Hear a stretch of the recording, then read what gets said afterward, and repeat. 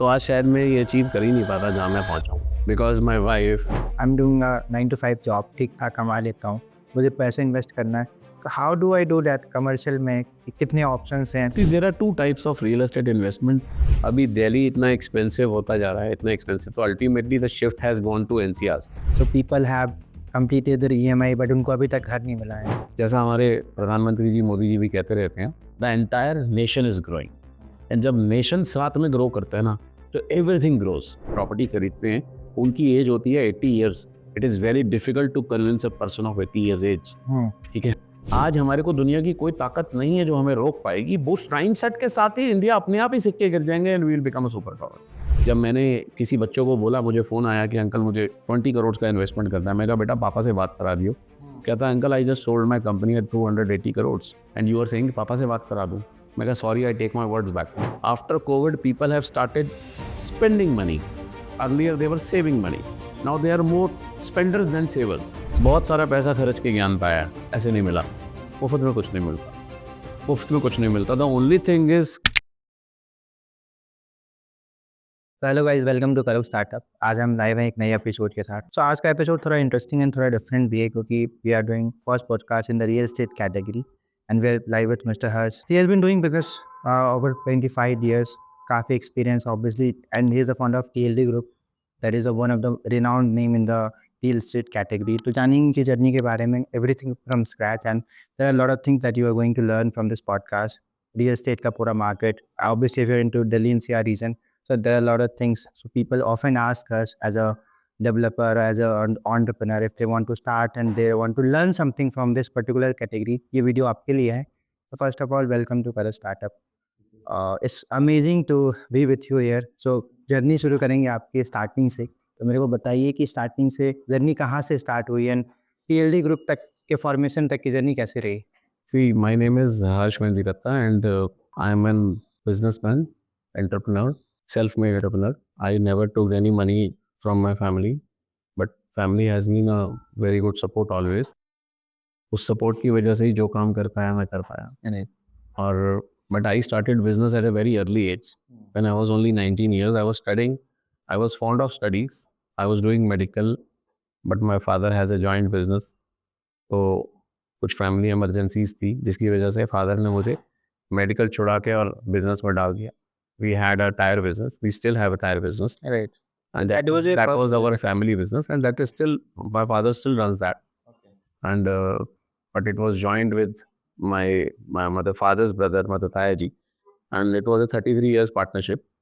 But when I joined partnership, I put three conditions to my father. I still remember those three conditions because I was 19-year-old kid. तो मैं भी flow में उनके साथ condition रख रहा था। पहली चीज़ मेरी कंडीशन थी कि I don't want to do old tyre business, I will do new tyre business. That was a white collar job. And this was in year? It was in year 1996. Secondly, I said since there was joint business with my family, तो ताया जी के बेटे के साथ मेरी बनती नहीं थी ज़्यादा। तो मैंने कहा मैं ताया जी के बेटे के साथ नहीं बैठूंगा। So he said okay. And third condition was I would do my own business. I don't want your interference. So he said okay. And he violated all those three conditions. He just violated all those three conditions और मुझे ताया जी के बेटे के साथ ही बिठाया और new tyre का हमने बिजनेस शुरू किया। So at that time we started and opened this, and we took the agency from MRF 97 में, and we started mere from 15 lakhs turnover. And then since I told you कि there was not comfort relation नहीं था मेरा brother के साथ। आज बहुत अच्छा है रिलेशन, लेकिन बिजनेस रिलेशन नहीं था, तो मेरा उसका बहुत झगड़ा हुआ। And in just 2 years I, because of me, I was the root cause, और मेरे फादर की 33 years partnership got distributed with his brother. And he just because of me he wanted कि भाई सिंस हर्ष की वजह से मैंने ये बिजनेस खड़ा किया था, तो उन्होंने बिजनेस अपने ऊपर ओन कर लिया। And at that time I was only 20 years age. तो 20 साल की उम्र में जब मेरे को पैसे की वैल्यू भी नहीं पता थी, तो मेरे सर पे जब फादर ने इतना बड़ा स्टेप उठाया, मैंने उनको ये बोला कि आपने मेरे सर पे ले तो लिया, लेकिन how I will do it. कहता I trust you, you will do it. और आप सरप्राइज हो जाओगे कि 2000, this I am talking 1999, we got separated. And after we got separated, in just 1 year span of time, 2001, 2 years span of time, I became the number one dealer of North India MRF tires. Wow. And for continuously 6 years, I stood my turnover from 15 lakhs to 32 crores. Amazing. And that was totally, I was the accountant of the company, I was the salesman of the company, I was the head in charge of the company. Every department was headed by me alone. I got married in 2002. I don't even remember how I got married. Matlab, I was so busy in my work. And that's the journey started when I did this tire business. तो बहुत business को मैंने grow किया because consistency is my more forte, and when you work consistently on a particular topic, तब आप उसके पीछे जिद से पड़ जाते हो. So that was my, and my numerical number is also 5. तो Okay. मैं उसकी वजह से ज़्यादा फोकस्ड भी हूँ नंबर्स पे. तो 20 साल की उम्र में आपने बोला कि बिजनेस बिल्ड किया, तो फर्स्ट ऑफ ऑल एक क्वेश्चन है कि वो क्लैरिटी जो आती है माइंड में, अभी तो definitely there are lot of resources और पेरेंट्स भी चाहते हैं कि बचपन से ही वो एजुकेशन रहे, फाइनेंशियल एजुकेशन हो. When I started MRF dealership, I was the youngest person in tire industry. All were mostly run by the, I would say, a gang of transporters, typical Sardarjis and heavyweight Sardarjis, and they were holding the market like this, and they all shook up by my mere understanding. I never remember कि कोई भी MRF का dealer आज तक MRF की factory गया होगा, but I went to factory to understand how the tire is made. That was my more forte, and I trusted their brand. There was one tire, Superlux 50. That was a truck tire, and it was a new tire at that time, and it was an expensive tire. MRF has a trust, but nobody in the trusted क्योंकि price जो उस tyre का था वो तकरीबन 20,000 रुपये का truck tyre का एक जोड़ी आती थी और वो 24,000 की जोड़ी थी, तो किसी ने कहा हम 4,000 फालतू नहीं देंगे. So at that time I took the decision and I sold that tires at 20,000 to transporter, giving loss of my pocket of 4,000. And I said अगर वो आप पे इतना चक्कर काटेगा तब आप, उसने कहा ट्रांसपोर्टर ने कि इतना चक्कर काटेगा तो मैं आपको पैसा दूंगा. You know, first 100 tires I sold, transporter was also genuine, I was also genuine, he trusted me, he said you took a risk of so much money. मेरा पहला 100 टायर का पेमेंट 32,000 के हिसाब से आया था. इतना ट्रक टायर्स ने उसमें परफॉर्मेंस दिया था, and that was the game changer for me. And MRF Superlux 50, if you go to ask MRF chairman also, he knows me by name. I remember my turnover shook to 32 crores. And साल की उम्र में and at that time I was only 26. My first son was born in 2004. And how he was born मैं आपको बता नहीं सकता हूँ. मतलब आज की डेट में people take care of their wife so much, और मैं भी ऐसा नहीं है, I also take care of my wife. But उसकी प्रेगनेंसी में वो कब डॉक्टर के पास कैसे गई, कैसे पहुंची, मुझे ये भी नहीं मालूम. I was so much focused in making and just generating doing business, because बस एक ही टारगेट है, काम करना है और कुछ नहीं. And 2007 rather, I just left my company and I asked my father to sit over and take over the business. I only said my statement, आज भी मुझे अपने वर्ड्स याद हैं, कि मैं अपना मोबाइल नंबर चेंज नहीं करूँगा क्योंकि किसी ट्रांसपोर्टर को मैं टायर नहीं देना चाहता हूँ. Be it any one from A to Z, this are the list of customers, everybody owes me money and I will not change my mobile number because I owe them money, they don't owe me. ठीक है, but I will not pick up any call of tyre shed. I will not pick any call, you will just handle it and करो. तो कहते तब तक तू क्या करेगा, in that case what will be your. तो I said I will go to my जीजा is a builder. I said मैं उनके साथ जाके टाइम पास करूँगा. And that was how I went into real estate in 2007. I still remember the date. जो date थी वो 15 जनवरी 2007 थी जब मैं एंटर किया था. और फिर मैं अपने जीजा के पास गया और जीजा से मैंने पूछा तो उन्होंने बोला कि he was making few malls and a residential project. तो उनसे मैंने पूछा तो उन्होंने मेरे को बताया कि क्या करेगा. तो आई आस्क्ड देम कि बताओ क्या करना. तो उन्होंने कहा मेरी लीजिंग कर दे. I said what is leasing, I don't know क्या होता है लीजिंग. तो कहते किराए पे लगाने को लीजिंग कहते हैं. तो मैंने कहा कैसे लगती है बताओ. तो उन्होंने प्रोसेस समझाया. मैं कहा okay I will do it and you will be surprised. I made a company called Cosmo retail ventures jointly with his brother, and in 1 year only we just did a business of 2.5 crores. 2.5 crores was the brokerage which we made in first year. And after that, my जीजा, I went to जीजा for my business account. अभी मेरा एक ही जीजा है, मेरी एक ही sister है, और family is most important to मी.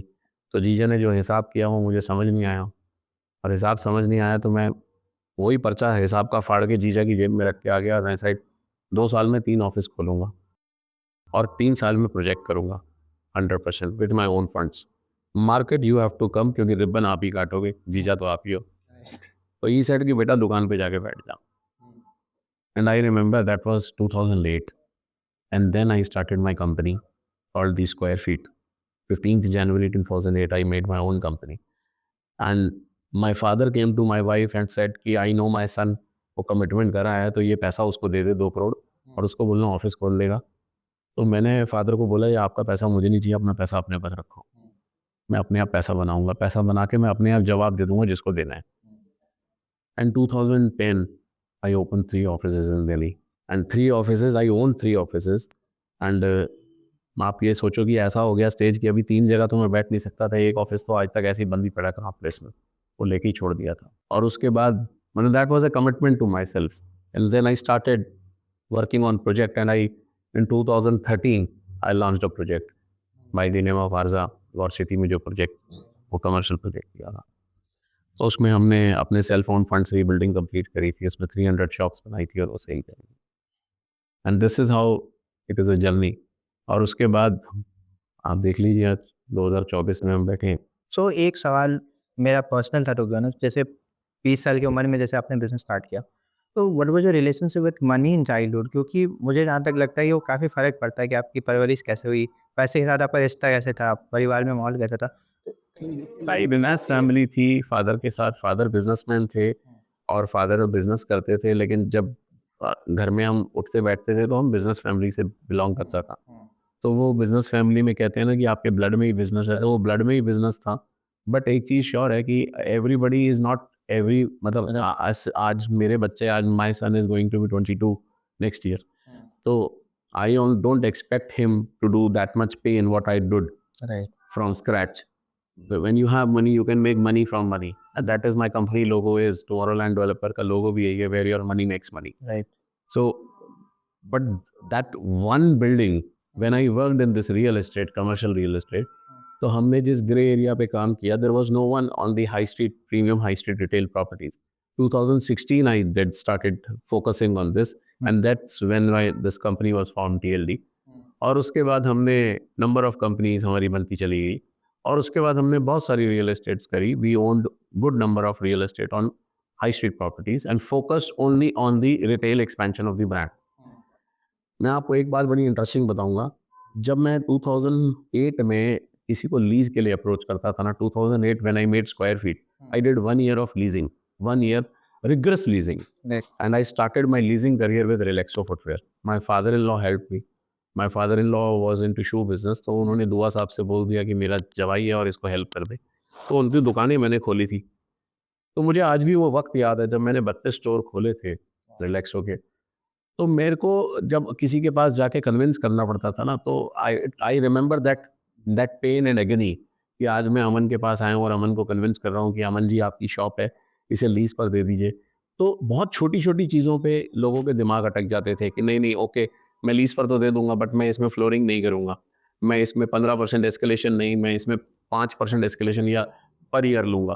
बहुत छोटे छोटे फैक्टर्स में लोग अपनी डील को छोड़ देते थे. They could not understand the importance of the regular income generated from that asset, and that asset which you have not owned on your own money, that has been gifted by your father और mother और your guardian. तो आपको उसका जो recurring money advantage था वो मैं नहीं समझा पाया था. तो in 2007 I committed to myself कि यार लीजिंग नहीं करेंगे, लैंडलॉर्ड बनेंगे. So that was the reason I convinced कि we will become landlord, and I became landlord. Great. Scenario भी अगर कंपेयर करें बिजनेस करने के लिए, तो उस समय से अभी तक में, और स्पेशली रियल एस्टेट की बात करें, तो जो टेक्निकल डिफिकल्टीज हैं दैट इज़ डिफरेंट, कि कंपनी बनानी है, स्केल करना है. But apart from that I believe कि ग्राउंड लेवल पे बहुत डिफिकल्टीज होती हैं, इतनी अनऑर्गेनाइज मार्केट हैं, and there are of bad place in this also. तो कुछ वैसा अगर आपको फेस करना पड़ा हो in journey and how do course challenges तो अमन देखो हर काम में आते हैं. नोबडी इज मतलब not nothing is made easy. and one thing that no one talks about though only as a founder as a developer you faces जो ऊपर ऊपर है ग्राउंड रियलिटी डिफरेंट है क्योंकि आपको बोन से भी sometimes you have to deal नहीं, अभी हम रियली दिल्ली में अगर हम रियल एस्टेट एक्वायर करते हैं तो acquiring an asset is very difficult. And when I face people and when I buy properties from people, I have bought so many buildings where I go and talk to a people, men of age, my father's age, and I have to convince them कि just buy, sell this asset to me. तो मुझे एक ही बात समझाने के लिए आसानी रहती है उनको, ऐसे लोगों को. तो मैं उनको सिर्फ यही समझा देता कि boss, you have been inherited this property and the property is owned by you three brothers. ठीक है, it is an inheritance. It is only the gift is that you were son of ABC. That is the reason you inherited. You have to trust me, who is actually giving crores of rupees as an investment today. So I am making my own self investment. So the most difficult part is me. I am not inheriting it. Inheriting of a real estate is very easy. आज जितना importance मैं आपको समझा पा रहा हूँ, शायद मेरे बेटे को आप फोन करोगे वो इतना पेन नहीं लेगा, क्योंकि उसके बाप ने पेन लिया हुआ ना प्रॉपर्टी को बनाने में. तो वो बहुत बड़ा फर्क पड़ता है. And whatever properties we have seen everything. We have seen every family going abroad. There are brothers joint property getting separated. It is not new to me. Every history of property which have been acquired was not an easy task, was not an easy journey.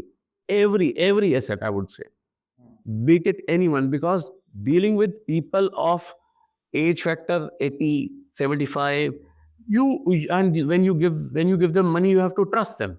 It is very difficult. You have to take high risk. People don't take risk. That is the reason कि आज जहाँ तक हम acquire कर पाए वो इसलिए कर पाए. एंड बाकी सपोर्ट सिस्टम तो सबका साथ चलता ही है, इसमें तो इट गोज विदाउट सेइंग. तो चैलेंजेस तो बहुत हैं, ऐसा नहीं है कि चैलेंजेस नहीं रहते. अभी जैसा मैंने आपको बताया कि हमारी कंपनी का भी लोगो ये है, where your money makes money. तो it is very easy to make money from money, but creation of money is the most difficult task. I would say कि आप इस टेबल पे पैसा क्रिएट करके दिखाओ, which is very difficult.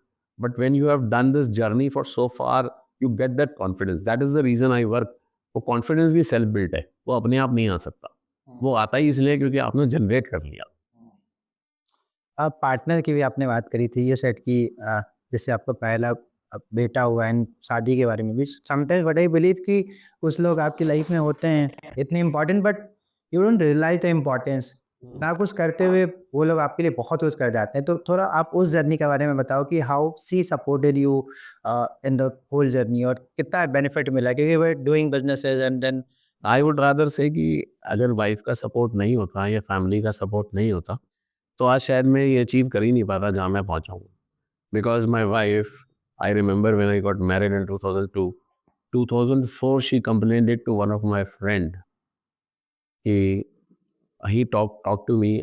Whisky पीते समय उसने मुझे बताया कि तेरी वाइफ ने मुझे कंप्लेंट करी है कि मेरे को तो किसी लेबर के साथ बांध दिया आपने.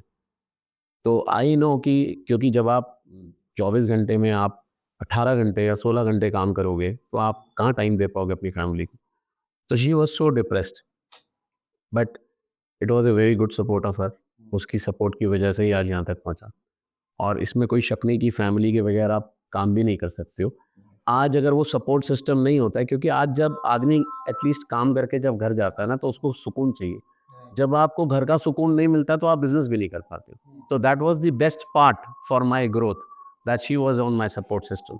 Had it been she won't have been on my support system, मैं यहाँ तक नहीं पहुँच पाता. sometimes like silent partner is also Yes, I said she has a very important role of raising kids. She is a homemaker and जो उसने घर के लिए किया आज, मतलब उसका मेरे को झेलना भी एक काम था. अदरवाइज अगर वो मुझे नहीं झेल पाती तो शायद मैं यहाँ तक भी ना काम कर पाता. and I'm so glad you are appreciating this here itself. So definitely no doubt in that. So real estate की अगर बात करें तो एनसीआर नोएडा तो definitely is on boom and Noida की नज़र अभी पूरे देश की नज़र नोएडा पे, right. They have seen lot of developments, airport बन रहा है and there are lot of big company जैसे सैमसंग की कंपनी यहाँ पे वर्ल्ड की सबसे बड़ी कंपनी यहाँ पे एस्टैब्लिश हुई है. तो why is it happening in Noida itself, क्या reason and how do you see that? नहीं, इट इज़ नॉट ओनली कि हम बात करेंगे it is only happening in Noida. The growth is happening every part. See what happens is कि जितना भी Delhi is being UT और टेरिटरी हमारा, तो हर एक का सेंटर फोकस दिल्ली रहता है। अभी दिल्ली इतना एक्सपेंसिव होता जा रहा है, इतना एक्सपेंसिव, तो ultimately the shift has gone to NCR. And now if you see how Delhi builders have just shoot up the prices of Goa market, how it happened. Because if you see the maths of, I would rather say still it is a very big gray area of unorganized market of real estate builders, whom I would say them builders only because they are small house makers. They started from making कि एक plot खरीदा 400 गज का, उसमें building बनाई, 4 floor बनाए और 4 floor बेचे. They started that from scratch, but that too 400 गज plot inventory is in today's market Delhi has gone up to, no plot is less than 20-25 crores. So if any person who is making 10 side is worth of 250 crores. तो price of raw material plots इतना बढ़ गया है कि उनकी inventory cost इतनी बढ़ चुकी है कि उनके पास भी अल्टीमेटली, और वो मार्केट में जब बायर होता है, जब बायर की अफोर्डेबिलिटी होती है तो प्राइस बढ़ता है. तो that is the reason the shift started from Delhi to NCR. And see now Gurgaon, if you see Delhi, हमने जब दिल्ली में मैं काम करता था तो नॉर्मली दिल्ली में लोग 5 लाख रुपए गज एवरेज पकड़ते थे. अभी गुड़गांव में मेरे सामने 2 लाख से आप देखोगे तो 4 लाख 4.5 लाख रुपए गज पे प्लॉट पहुंच गए. तो same problem is happening to Goa, Gurgaon. Now what will happen कि गुड़गांव का जो बिल्डर है वो भी खत्म हो जाए, वो भी ultimately these builders have want to go and make go age, मतलब इसी प्राइस को एस्केलेट करा है. यही फैक्ट्स है. Same problem is with Noida, everywhere it is happening. तो अल्टीमेटली द अनऑर्गेनाइज्ड बिल्डर्स जो हैं, अगर हम उसकी तादाद देखें तो वो भी एक बहुत बड़ा परसेंटेज है. और जैसा मैंने आपको कहा कि जो ईएलडी ने किया, हमारे पास कोई ग्रे एरिया के अंदर कोई हाई स्ट्रीट प्रॉपर्टी डेवलप करने वाला कोई डेवलपर था ही नहीं जिसको हम बीट करते. तो that is the reason, and we have been focused and brand centric, answerable to brand. तो दैट वाज द रीजन कि हमने उनके लिए, ब्रांड के लिए प्रॉपर्टी एक्वायर किया. Wherever they needed we provided that. So Noida में commercial is on boom. तो अभी I was talking to a developer Noida में, तो I was talking to them and they said कि as an individual भी आप rent out कर सकते हो, you can take some portion of the particular mall या कोई भी एक property बन रही है. तो थोड़ा सा आप उस concept के बारे में समझाइए कि हम कैसे इसमें invest कर सकते हैं. As an individual, if I'm trying to put money in a commercial space. See, pre-rented properties का जो boom है वो always, मैं आपको ट्रेंड बताता हूँ, because since my journey of real estate is only into commercial. मैंने कभी रेजिडेंशियल नहीं किया. And that was the reason कि आप एक फोकस्ड हो तो आप उसी लीड में काम कर लेते, तो वो अपना स्पेशलाइजेशन बन गया. अभी प्री रेंटेड का जैसे जैसे बिजनेसेस में डाउनफॉल आता है वैसे वैसे प्री रेंटेड का परसेंटेज बढ़ता है. What we sell is actually a secured income to yourself. आज आप किसी भी बिजनेस में काम कर रहे हो, कुछ भी बिजनेस, आप जैसे किसी भी ट्रेड में हो, whether you are an industrialist, whether you are a service provider, whosoever you are and you are making money, ultimately आप जहाँ से भी पैसा अपना जनरेट कर रहे हो, आपको एक सिक्योर्ड इनकम चाहिए. उस सिक्योर्ड इनकम पे हम एंटर करते हैं. हम प्रॉपर्टी बेचते हैं which is rented, pre rented property you call them. हमारी प्रॉपर्टी में एडवांटेज ये होता है कि I buy the property, then lease to a brand and then sell it. तो प्री रेंटेड प्रॉपर्टी में ये रहता है कि आपके पास एक सिक्योर्ड इनकम आ रहा है. जैसे आपने रनिंग बैंक ले लिया तो आपको पता है कि मेरा ये प्रीमाइसेस है जो एक्सिस बैंक को लीज्ड है या स्टेट बैंक को लीज्ड है, मेरे को एचडीएफसी बैंक को लीज्ड है, तो मुझे मंथली इतना रेंटल आ जाएगा. And that's how we accumulate our daily और मंथली एक्सपेंसेस ऑल्सो. तो when I started this career, तो मैंने रेंटेड प्रॉपर्टी सही काम किया और रेंटेड ही बेच रहा हूँ आज तक. तो I know individuals, I know HNI, my clients who has been associated with me, जिनको एक आदमी को पहले 1 लाख से शुरू हुआ था और आज एक आदमी को 50-50 लाख रुपए मंथली रेंट आता है, 70 लाख रेंट आता है, 50 लाख रेंट आता है, from various number of properties which has been made and produced by me and given to them. So this ROI business is very important. Now what happens is कि इस tenure में हुआ क्या कि जो रियल एस्टेट के लोग भी हैं, एज फैक्टर होता है. There were so many. क्या होता है जब मार्केट तेज होती है तो हर कोई आदमी, जैसे कोई काम नहीं आता वो रियल एस्टेट में आ जाता है, करेक्ट. वो प्रॉपर्टी डीलर बन जाता है. अब प्रॉपर्टी डीलर बन गया लेकिन उसको ना तो साइंस पता ना टेक्नोलॉजी पता है, तो उसकी 4 डील साल की हो गई, उससे उसको ब्रोकरेज मिल गई, उसका धंधा चल गया. अब होता क्या है कि वो लोग भी जो हैं अल्टीमेटली काम जब नहीं होता है तो उन लोगों को भी प्री रेंटेड इनकम चाहिए, बिकॉज उनकी डिपेंडेबिलिटी होती है monthly expense. So they also became, real estate people also became my client. A broker also is my client because he wants his rental income. तो वो हमारे पास इसलिए जो दैट इज द रीजन कि real estate, commercial real estate आपका तेज होता चला गया, बिकॉज डिमांड ज़्यादा है और सप्लाई शॉर्ट है। Although you are not in residential but एक जनरल पॉइंट ऑफ व्यू है कि जो रेट्स बढ़ते जा रहे हैं, some developers are selling flat worth 100 crore और फिर उनसे नीचे डेवलपर्स हैं वो अपने आप को फिर कंपेयर करते हैं कि दे आर सेलिंग इन 100 तो मैं आप वही लग्जरी वही फीचर्स मैं आपको 50 में दे रहा हूँ या 20 में दे रहा हूँ। तो फिर वो स्टैंडर्ड सेट हो जाता है कि चलो 100 में बिकी, आप उससे ऊपर ही जाना है 120 150। तो वो कहाँ तक जाएगा एग्जैक्टली। मैं इंडिविजुअल अगर कोई फ्लैट लेना चाहता है, फॉर एग्जाम्पल गुड़गांव की बात करूँ, तो वो नेक्स्ट लेवल जा रहा है। कोई ऐसा लगता है कि आगे 5 साल बाद कोई सोच भी नहीं सकता है प्रॉपर्टी लेने की।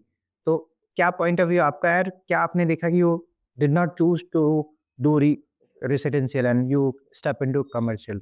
मैं आपसे एक सवाल पूछूंगा अमन, आपकी एज कितनी है? 25 साल। आपने अपनी ये कंपनी शुरू करी, आज से 5 साल पहले did you thought of making this company? Do you belong to a business family? तो डू यू एवर थॉट जब आप छोटे थे कि मैं बिजनेस करूंगा लाइफ में? नहीं करूंगा, आपने शुरू किया। अभी क्या हो रहा है, जैसा हमारे प्रधानमंत्री जी मोदी जी भी कहते रहते हैं, the entire nation is growing. And जब नेशन साथ में ग्रो करता है ना, तो everything grows. You can not avoid it because youth generation से कितना स्टार्टअप इंडिया में पैदा हो रहा है, आपको दिख रहा होगा, कितने सारे ideas happens. Right. Why? Because that is the reason young people are making money, and when youth is making money they have more spending power. जैसा मैंने आपको कहा कि हम किसी से प्रॉपर्टी खरीदते हैं, उनकी एज होती है 80 years, it is very difficult to convince a person of 80 years age, ठीक है? वो अगर अपनी प्रॉपर्टी बेच रहा है तो वो किसी मजबूरी में बेच रहा है, और उनकी 90% मजबूरी वही रहती है कि मैं अपने जीते जी अपने बेटे को एसेट क्लियर करके दे जाऊं, नहीं तो मेरे इनके बच्चों के साथ झगड़े होंगे, क्योंकि जॉइंट प्रॉपर्टीज है सर। तो लेकिन जो यूथ है, जब वो पैसा कमाता है तो वो उसका हार्ड अर्न मनी, उसके पास मनी होता है, एंड उसकी स्पेंडिंग पावर एक हाई एज पर्सन से ज़्यादा रहती है। दैट इज़ द रीज़न कि वो पैसा उसमें डालता है। और अभी क्या है, हमारा पूरा का पूरा कंट्री बढ़ रहा है, it is growing at that pace that nobody can stop it. जैसा हमारे प्रधानमंत्री जी ने भी कहा कि बहुत सारी जगह फोकस करके कि देश का विकास हो रहा है और सबका विकास हो रहा है। मैं तो कंपेयर करता हूँ कि जब हम इंडिया की बात करते हैं, तो मैंने एक ये एग्जांपल और भी कहीं सुना था, मैं आपको बताता हूँ छोटी सी बात। हम एयरपोर्ट्स पे जाते हैं, आपने रफली देखा होगा, जब बचपन में जाते थे तो मशीन्स लगी होती थी, उन मशीन्स में बहुत सारे कॉइन्स होते थे, राइट? और वो कॉइन्स का जो वो प्लेटर है वो ऐसे ऐसे मूव होता रहता था, करेक्ट? और वो मूव होता रहता था, तो वो एक स्टेज पर हर कोई उसमें कॉइन डालता था कि वो मुझे कुछ कॉइन्स आ जाएंगे, हाथ में आ जाएंगे, that is a gimmick. But उस गेम के अंदर जो साइंस है, टेक्नोलॉजी है, वो क्या है? उस साइंस टेक्नोलॉजी का एक टाइमर सेट है। ऐसा नहीं है कि वो नहीं आएंगे सिक्के, वो आएंगे, लेकिन उसमें एक टाइमर सेट है, और वो उस टाइम सेट के बाद वो ऑटोमेटिकली सिक्के गिर जाएंगे। तो मैं समझता हूँ कि entire India, entire nation is working on that time set. आज हमारे को दुनिया की कोई ताकत नहीं है जो हमें रोक पाएगी। उस टाइम सेट के साथ ही इंडिया अपने आप ही सिक्के गिर जाएंगे and we will become a super power. That is my belief, that time set is there. तो वो इतनी फास्ट चल रहा है कि वो जब टाइम आएगा अपने आप देखो ना कितने स्टार्टअप्स आ रहे हैं, कितनी कंपनीज आ रही हैं। when I meet people, I don't judge them by seeing their age. Earlier I used to, but I take my words back, क्योंकि मैं बहुत सारे लोगों से मिला। जब मैंने किसी बच्चों को बोला, मुझे फ़ोन आया कि अंकल मुझे 20 करोड़ का इन्वेस्टमेंट करना है, मैं कहा बेटा पापा से बात करा दियो। कहता है uncle I just sold my company at 280 crore and you are saying पापा से बात करा दूँ। मैं कहा sorry, I take my words back, you are my client, come. तो बहुत फ़र्क पड़ता है इस चीज़ से। What I am saying is कि इसीलिए जो आपको ग्रोथ भी दिख रही है वो मैसिव दिख रही है। बाइंग पावर बहुत बढ़ गई है, स्पेंडिंग पावर बहुत बढ़ गई है।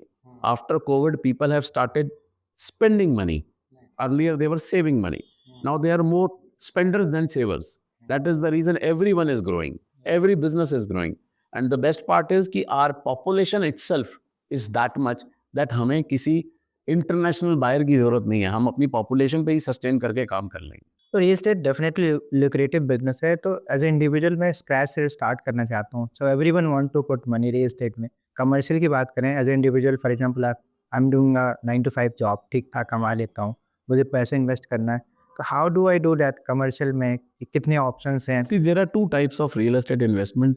जो भी आप रेजिडेंशियल प्रॉपर्टी या किसी भी प्रॉपर्टी में किसी भी बिल्डर के प्रोजेक्ट में आप पैसा लगाते हो ना, तो उसमें सिर्फ स्पेकुलेशन चलता है, राइट। करेक्ट? कि यहाँ स्पेकुलेशन चलता है कि यहाँ ग्रोथ हो रही है, यहाँ पे गोल्फ कोर्स आना है, it is all speculated, right? Speculation होती है और वो ग्रोथ आ जाती है। जो बिजनेस मैं करता हूँ या जो मैं रियल एस्टेट प्री रेंटेड काम करता हूँ, it is not a speculation business, I say it is a calculation business, pure calculation. I am giving you a property which is giving you a yield of per annum. It is giving you a yield of supposedly 1 crore rupees. So by no means in 5 years you will get 5 crore rupees. Correct? So your money is making money. While you are sleeping, your money is making money. So that is the growth. तो उसमें calculation है, speculation नहीं।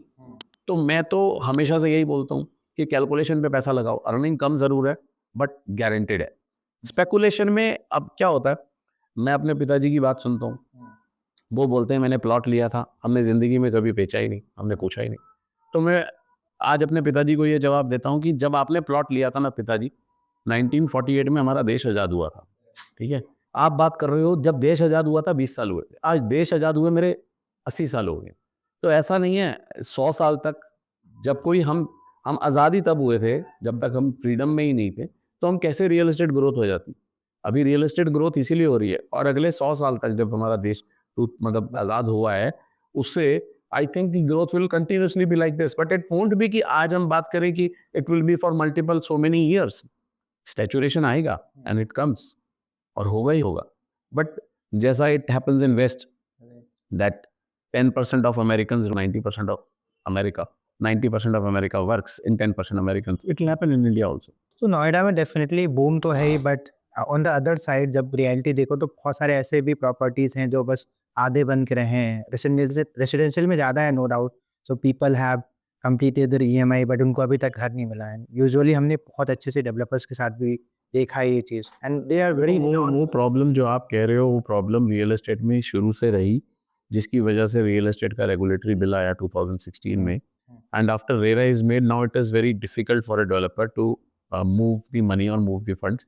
I would rather not blame any developer for this, but होता क्या है कि जब आज आप गाड़ी खरीदते हो ना, करेक्ट, आप गाड़ी खरीदते हो 2 करोड़ की या 50 लाख की, वट एवर योर अफोर्डेबिलिटीज, आप 5 लाख रुपए दे के आते हो बैंक को और नीचे गाड़ी खड़ी होती है, आप क्या बोलते हो कि हर जी मेरी गाड़ी खड़ी है, जरा ध्यान रख लेना। आपकी गाड़ी थोड़ी, गाड़ी तो बैंक की है, आपका तो 5 ही लाख लगा है। तो जो रियल एस्टेट में जो स्ट्रक हुए ना प्रोजेक्ट्स, वो मोस्टली वही प्रोजेक्ट स्ट्रक हुए। जब आप ईएमआई पे प्लॉट ले लेते हो और आप पब्लिक से पैसा ले लेते हो, तो आप ये मेरा प्लॉट है, मैं you start enjoying that, and that happened, that is the reason कि हमारे बहुत सारे प्रोजेक्ट स्टक हो गए। बट अब गवर्नमेंट की एजेंसीज इन्वॉल्व हैं, रेरा इन्वॉल्व है, तो आई डोंट थिंक कि अब वो प्रॉब्लम आपको, अब वो रूटीन प्रॉब्लम फेस करनी पड़ेगी। वो किसी इन्वेस्टर को पहले रही वो प्रॉब्लम, और फ्यूचर में वो प्रॉब्लम्स बहुत ओवरकम हो जाएंगी और हो चुकी हैं यहाँ तक। तो वो ऑर्गेनाइज्ड और अनऑर्गेनाइज्ड वाली बात है, earlier it used to be. And I think government is planning to make this buildings अपने से बनाना चाह रही है। हाँ, मतलब yes, NBCC is doing that and many other companies are doing. Startups की अभी आपने बात करी थी कि इतने सारे स्टार्टअप्स हो रहे हैं। Startup is all about technology, right? तो अभी तो वही ट्रेंड है, and startup is nothing just a business with the integration of tech. So real estate में शुरू से ये अनऑर्गेनाइज रहा है, एंड आई बिलीव कहीं अभी भी वो बहुत बड़ा हिस्सा अभी तक है। So how do you see the leverage of technology in particular field, और आप एज ए कंपनी कितना कर पाए हैं? What do you see future of this and coming years? हम कितना लीवरेज करेंगे टेक से रियल स्टेट को, क्या फ़ायदा हो सकता नहीं, टेक से अभी सोशल प्लानिंग से, सोशल मीडिया से बहुत फ़र्क पड़ रहा है। आपका एक्सपोजर बहुत फ़र्क पड़ रहा है, आपका ऑडियंसेस बहुत फ़र्क पड़ रहा है, आपको किसी को प्रोजेक्ट के बारे में एक्सप्लेन करने में बहुत